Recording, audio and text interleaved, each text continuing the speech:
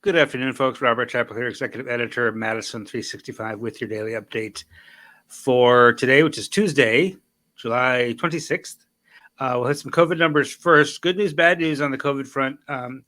Good news is new cases are basically flat since yesterday. 1,767 new cases per day in the past 7 days. That includes 1,742 new cases today. That 7-day average jumped by about 100 over the weekend. So to have it stay steady today is, I don't know, moderately okay news. It's not great news. The other thing is that the positive test rate came down to 14.5%. It was 14.6 yesterday. So again, basically flat. We're at the point, we've been at this point before, where flat is okay, right? We'd rather be going down, but at least we're not going up today. We'll continue to watch the trend. The trend, with the exception of that jump over the weekend, the trend had been pretty flat, actually, for much of June and July, or for much of July, rather. It had been kind of hovering around 1,500, 1,600 cases a day. And now we're inching toward 1,800. Hospitalizations, not so flat. We're up to 483 people currently hospitalized. That's up by 19 since yesterday, and up by 43 in the past 7 days.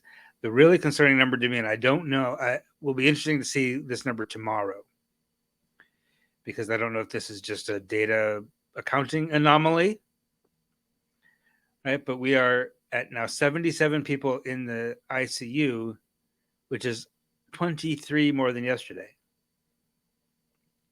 That would mean that would be almost a 50%, a little more than a 40% increase in one day in the ICU population. Now, it's only 25 more than a week ago. So to go up that much in one day in the ICU is really concerning. Again, it might just be different hospitals report things at different kinds of day when people have been admitted versus discharged, and that might go away tomorrow, just because it was counted at a certain time of day. But it might not. There might be a real a spike in severity in some little pocket of the state that we're not aware of yet, and we're just seeing the first hint of it here in these numbers. So we'll keep an eye on that as well. The other news that's not terrible is the number of average fatalities per day from COVID-19 is now 2, which is basically what it's been. It's been in the 2, between 1 and 3 for the past almost a month now.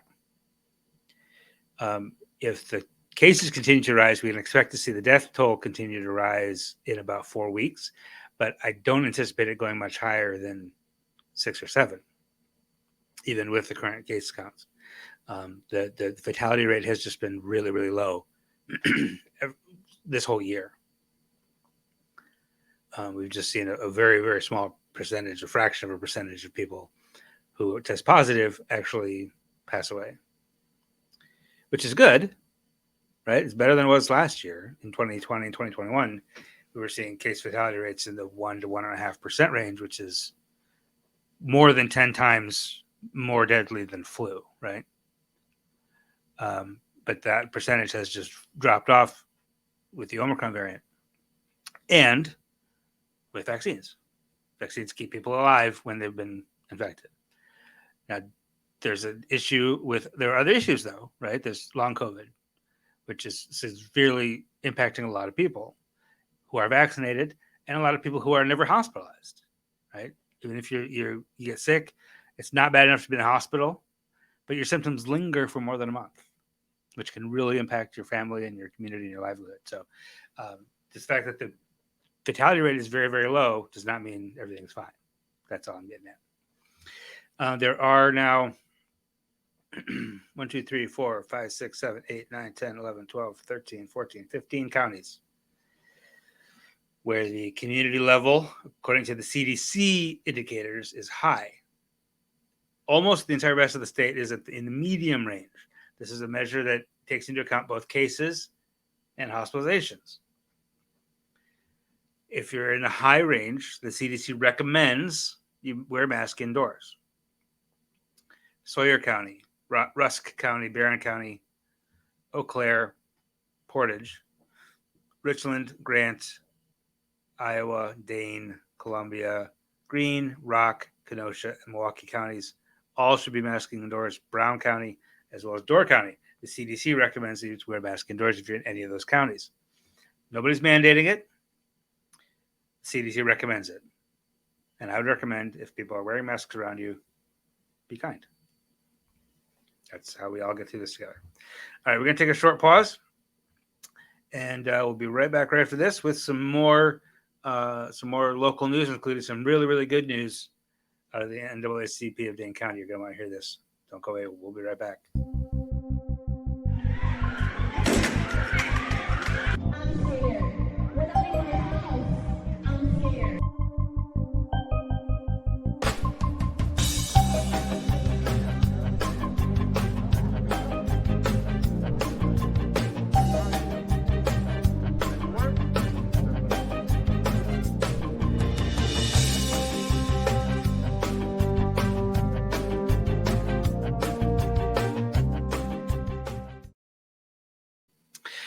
All right, the NAACP, as you may know, runs a national program called ACT SO.